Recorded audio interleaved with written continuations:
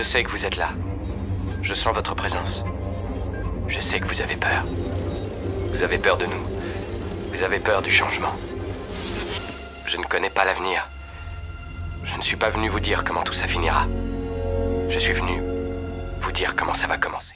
Tout d'abord, merci pour nous accorder un temps pour répondre aux questions.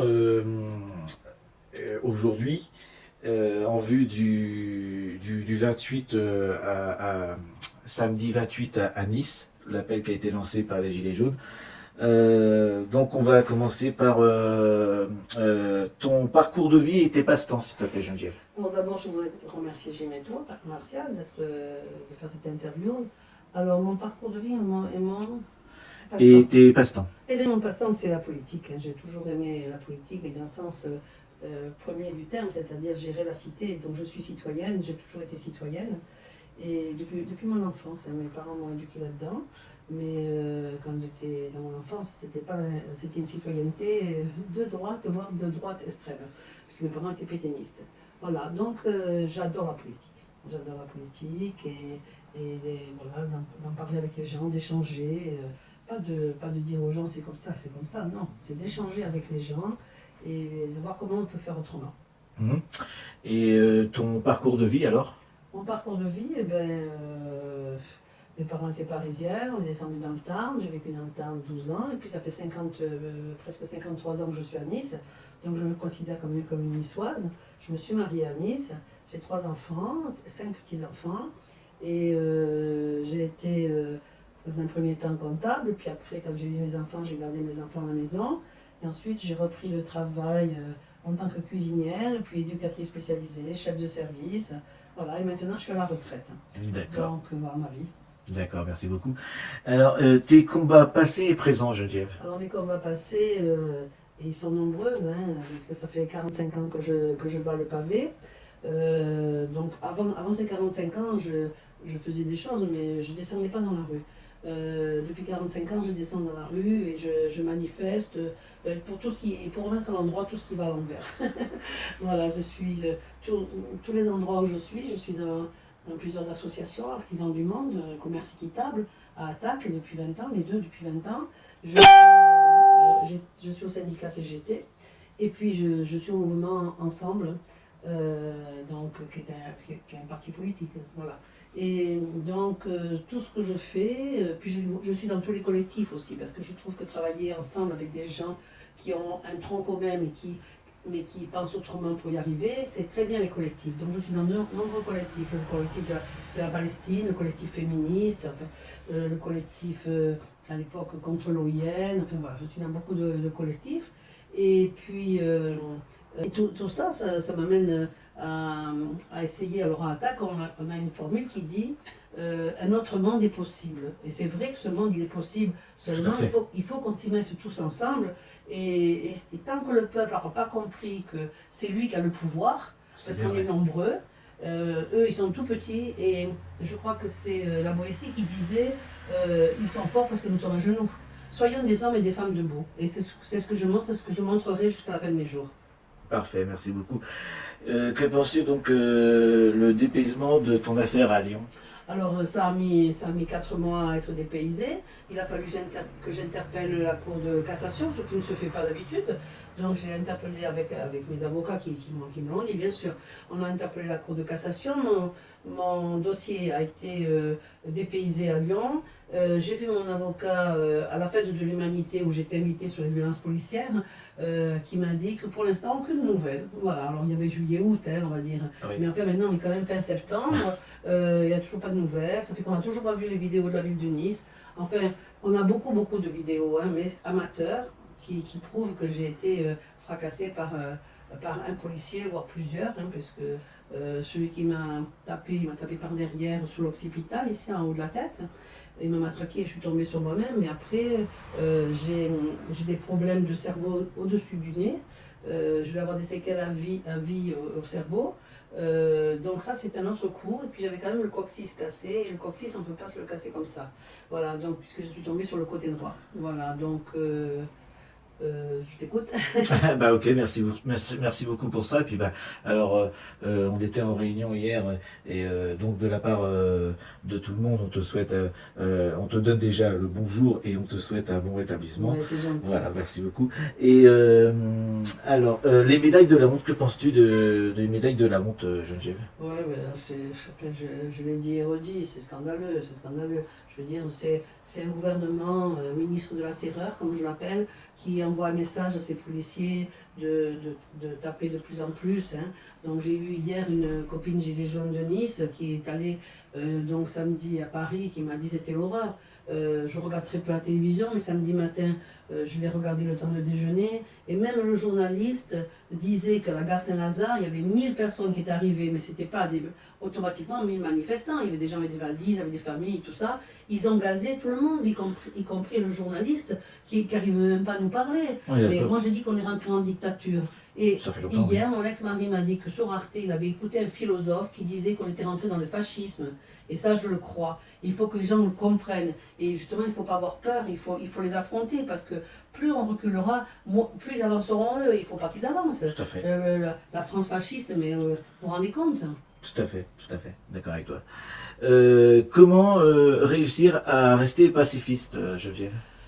Eh bien, jusqu'à maintenant, je me balade toujours avec le drapeau de la paix. Parce que nous, ici à Nice, bon, on a la chance Voilà. que ça n'a jamais dégénéré. Oui. Et Pourtant, on a toujours manifesté tous les samedis. tous les samedis. Des fois le dimanche même. Donc là, il y a un monsieur qui vient de m'envoyer, là je l'ai eu hier, un gilet jaune et derrière il appelle le drapeau de la paix. Et je le remercie, ce monsieur. Mais quand même, je veux pas appeler au soulèvement, mais je me demande... Peut-être à être plus nombreux à manifester. Comment? Peut-être à être plus nombreux à manifester déjà. Ah mais ça, c'est la première chose, comme je le disais tout à l'heure. Tant que le peuple ne comprendra pas que c'est lui qui a le pouvoir, alors déjà les Gilets jaunes, nous l'avons compris, enfin vous et nous l'avons compris, et là je suis vraiment très contente de ce mouvement des Gilets jaunes, mais vraiment, et je voudrais qu'il dure, tant qu'on n'aura pas obtenu un changement de gouvernement, une nouvelle constitution et ce qu'on demande. Hein. Comment dire, je me pose la question, c'est lourd ce que je vais dire, si ce gouvernement ne veut pas la guerre civile, parce que franchement, ne rien accorder au mouvement des Gilets jaunes, ne rien accorder au mouvement syndical depuis des années maintenant, parce que s'il y a eu les Gilets jaunes, c'est parce que le mouvement syndical n'obtenait plus rien. Donc on voit bien qu'il y a une impasse sociale, une injustice sociale qui n'est pas réglée par ce gouvernement. Et je me demande s'ils ne veulent pas justement la guerre civile. Alors, c'est ce qui était envisagé et dont il y a eu des échos aussi samedi. Alors, voilà. parce que franchement, moi qui ai toujours été pacifiste, je sais que ça va être grave parce que ça va être, moi ma vie elle est finie, mais mes enfants, mes petits-enfants qui sont mobilisés depuis toujours, je ne voudrais pas qu'ils meurent. Mais est-ce qu'on ne va pas les faire mourir en continuant cette politique? Voyez, il y a des questions qui se posent, c'est à réfléchir. Tout à fait. Que penses-tu et comment as-tu vécu le G7, Geneviève? Alors G7, c'était le contre G7, parce que je ne suis pas présidente, donc je n'étais pas au G7 oui, à Biarritz. Oui. Je rigole. Non, j'étais au contre G7 parce que, comme toujours, hein, depuis 45 ans, je fais tous les... Pas tous, parce que mais ceux qui sont en France, notamment. Enfin, je suis allée au contre G8 de Gênes, hein, quand même, en 2001, et j'ai failli mourir. Ma soeur et moi, on a failli mourir tellement ils nous ont gazés, tellement les hélicoptères nous suivaient avec les fusils. Hein, alors qu'on faisait absolument rien, on était pacifistes. Ouais. On reparle de pacifisme, ça fait des années qu'on est pacifique. Et peut-être que c'est ça qui pêche. Mais enfin bon. Et bien ce contre G7, je l'ai trouvé magnifique. Magnifique. Les Basques, ce sont des gens très accueillants qui ont su mettre ce contre G7 en place. Et on a fait une très belle manifestation de 15 000 personnes. Il y avait 13 000 policiers. Ils se sont effacés quand même, hein. Mais quand même, ils ont fait quand même des blessés les jours d'avant, et notamment dans le camp où il y avait le maximum de gilets jaunes. C'est ça, on a eu des échos aussi. J'ai voulu y rentrer pour aller dire bonjour à Jérôme Rodriguez qui était là et qui savait que j'allais venir. Et on n'a pas pu rentrer à 3 entrées différentes, on n'a pas pu rentrer. Il y avait des cartes de CRS, des cartes de CRS qui donc allaient envoyer des lacrymogènes. La sur les répression, gilets en jaunes. fait, envers Oui, les Gilets. grave, grave. On a vu des gens dans les, Ça. couchés dans les fossés avec des menottes, enfin, des Qui flics s'amplifie partout. maintenant à... Non, voilà, à ce niveau-là, c'était insupportable. Mais enfin, le samedi, le jour de la manifestation, ils se sont pas fait voir. Ils se sont pas fait voir. Juste à l'arrivée, les policiers espagnols, mais eux qui nous ont accompagnés très gentiment. Mais en France, c'est vraiment la répression la plus grave qui existe depuis très longtemps. Hein. Super. On arrive à la moitié du questionnaire. Le bilan au bout d'un an du mouvement des Gilets jaunes, s'il te plaît, Geneviève. Alors moi, le mouvement des Gilets jaunes, je l'ai dit tout à l'heure, c'est vraiment un mouvement qui me convient. Le 17, j'ai entendu des ailes, oh là, je dis, qu'est-ce que c'est encore?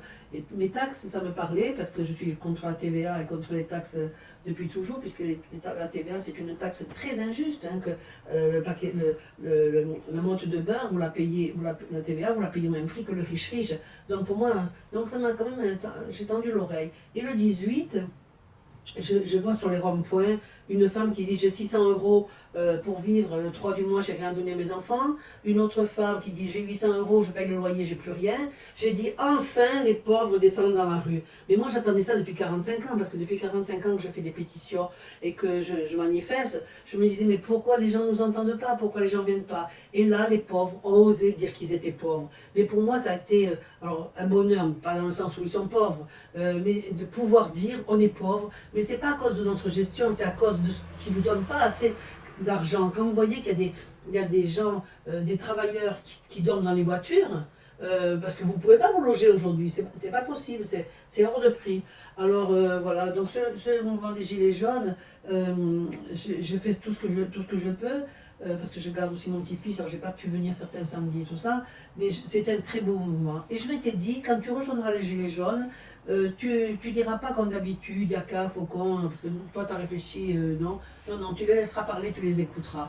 Parce que je voulais comprendre pourquoi les Gilets jaunes n'avaient pas entendu Macron qui cassait le code du travail, pourquoi ils n'étaient pas avec nous pour la casse de la SNCF, voilà, je voulais tout ça. Et je me suis dit, écoute-les. Et c'est ce que j'ai fait, et j'ai trouvé des personnes qui réfléchissent, et puis le niveau politique est monté très vite. Ils ont très vite rejoint ce que nous disions, par exemple, l'attaque contre l'ISF, contre le CICE, et puis aussi le pouvoir au peuple avec le RIC, même si je ne suis pas d'accord sur le RIC à 100%, mais bon, c'est à discuter entre nous du peuple. Et je pense que je n'ai pas de leçon à donner aux Gilets jaunes, puisque je suis Gilet jaune moi-même, et qu'on ne veut pas de leader ni de secrétaire et compagnie, mais je pense que notre atout, c'est de ne pas se structurer. Parce que quand vous vous structurez, automatiquement, après, vous êtes les Gilets jaunes structurés et on vous invite à une table des négociations, et là, c'est donnant-donnant. Alors que le mouvement des Gilets jaunes, aujourd'hui, quelque part, sans le dire, même s'il faut, ils ne le savent pas, mais ils sont avant tout anticapitalistes. Et moi, je suis anticapitaliste. Voilà. Et alors donc, il faut le renverser, ce capitalisme. Ici, il ne faut pas négocier à la marge. Quand il dit je donne 100 € par-ci, 100 € par-là, bon, ils avaient pris ailleurs. Hein. Mais c'est pas ça qu'on veut. On veut pas 50 ou 100 € de plus. C'est ça. Voilà, c'est ça. C'est là où je suis contente que les Gilets jaunes, finalement, ça a duré. Et il faut que ça dure encore, parce qu'il faut qu'on mûrisse encore de comment on va présenter les choses et comment on veut changer les choses. D'accord. En deux mots, Geneviève, ADP et la réussite de la pétition. Alors, la ADP, c'est un scandale d'État, comme tout ce qu'ils sont en train de faire. C'est pas, bien sûr, Macron, lui, c'est il met la cerise sur le gâteau, pardon. Ça a été préparé de longue date, hein. Moi je dirais à partir des années 83, où ils ont commencé à ne plus entretenir les services publics et donc à faire ce capitalisme financier. Donc à partir de là, les services publics ils n'en veulent pas, ils veulent tous les privatiser, donc ça va plus doucement que ce qu'ils voudraient. Mais là, les services publics, moi je suis service public jusqu'au bout des ongles, mais tels qu'ils sont, ils sont indéfendables. Il faut revenir aux services publics tels qu'ils avaient été pensés avec la philosophie de l'époque. Donc il faut refaire des services publics, et ADP, c'est un service public en fait, Macron, ils vendent les bijoux de famille, mais ils C'est ont ça. commencé les Comme autres. les autres, oui, avant. Hein, ils ont bien commencé les autres avant. Donc, c'est grave, mais on va se retrouver à poil, la France va C'est se ça. retrouver à poil. Endetté, Donc, et puis avec plus rien. voilà, et puis ça sera les riches qui auront le pouvoir maintenant, mais la France appartiendra à ceux qui ont de l'argent. C'est ça. Voilà, c'est terrible. Donc la pétition, ben, je trouve qu'elle avance doucement, mais en même temps, 4 700 000, je vois à la fête de l'humanité, dans toutes les allées, tous les stands, il y avait des signatures ADP. En 3 jours, ils ont ramassé 10 000 signatures. L'autre jour, on s'est mis avec des gilets jaunes de Fréjus sur la place Garibaldi. Dans l'après-midi, 30 signatures. Parce que les gens, ils envoient toujours la carte sur eux, tout ça. Vous savez, on va y arriver. Moi, je suis positif toujours. On va y arriver. Nous, Attaque, on a décidé de descendre dans la rue, comme vous faites vous, comme on fait nous les Gilets jaunes. Il faut qu'on descende et qu'on fasse signer les gens. Mais il faut encore que les gens aient la carte sur eux d'électeur ou la carte d'identité. Voilà. Mais on va y arriver. On va y arriver. Il faut pas que ça passe au privé, ça. D'accord, super, merci beaucoup Geneviève. La convergence des mouvements sociaux est-elle possible? Ben, ça, c'est mon dada depuis toujours. Justement, comme je suis dans plein d'associations, syndicats, partis politiques et collectifs et tout ça, c'est parce que toute ma vie, quand on me demandait mais qu'est-ce que tu fais dans tout ça, je disais parce que pour moi, c'est la convergence des luttes. Et j'essaye de faire des liens entre les uns et les autres sans arrêt. Et le mouvement des Gilets jaunes, c'est un mouvement qui doit faire aussi des liens. Et je vois que la vallée du Paillon, les Gilets jaunes de la vallée du Paillon, où je suis, quand j'étais à l'hôpital, et ils ont été dans les premiers à faire une convergence de lutte, à appeler tout le monde. Et là maintenant, le 28, c'est ce qu'on fait aussi. Et j'ai un cousin gilet jaune à Castres, ils disent qu'ils font pareil aussi, parce qu'on a un socle tous le même, hein, je veux dire, des valeurs à défendre, hein, des valeurs de solidarité, des valeurs sociales, des valeurs écologiques, qui font qu'après on vit dans une société, comment dire, une société qui est bonne à vivre. Parce que celle qui nous prépare, c'est pas une société intéressante. Hein, c'est les uns contre les autres, c'est la concurrence, la compétition. Nous, on est pour le partage, la solidarité. Voilà. Donc, il faut la reconstruire, cette société. La convergence des luttes peut y participer. D'accord. La présence éventuelle ou pas de sushi samedi? Oh, moi, je dis qu'il faut l'ignorer, puis c'est tout. De toute façon, quand on voit qu'il est récompensé par l'État, qu'est-ce que vous voulez? On va s'affronter avec... Non, Oh, non. C'est un pion dans l'État. Il faut même pas... Moi, je trouve que... Bon, les copains l'ont fait, je les critique pas, mais moi, je passe à côté, je l'ignore, comme s'il n'existait pas pour moi. Ouais, Voilà. okay. On lui donne encore du crédit. C'est ça. L'événement à venir ce samedi, qu'en penses-tu? Mais je pense que du bien, et j'espère que ça va bien se passer, qu'on va être nombreux surtout. Et donc je serai à 10h place Masséna, et puis voilà, j'espère que ça va bien se passer, qu'on soit nombreux, je me répète, mais et puis qu'il va faire beau. D'accord. Parce qu'à Nice, on aime bien qu'il fasse beau. Ouais, logiquement c'est prévu qu'il fasse beau, c'est ça. Bon, c'est super. Allez, enfin on va terminer. Un message en particulier aux gens et éventuellement enfin, aux Gilets jaunes et aux manifestants qui seront samedi à Nice. Alors, un message d'espoir, un espoir qu'on va y arriver, il faut positiver, il faut surtout rien lâcher, hein, comme on dit, on lâche rien, et même si Macron ne veut pas, on sera là, et mais il faut aussi essayer, je ne le dis pas qu'aux Gilets jaunes, je le dis à tout le monde, de baisser les égos, hein, et essayer d'écouter l'autre, parce que là où il gagne, c'est quand on est divisé, et arrêtons de nous diviser, cherchons ce qu'on a en commun. Et ce qu'on a en commun, il faut qu'on le cherche tous ensemble, hein, et qu'après on travaille autour de ce commun. Hein, d'accord, voilà. Super.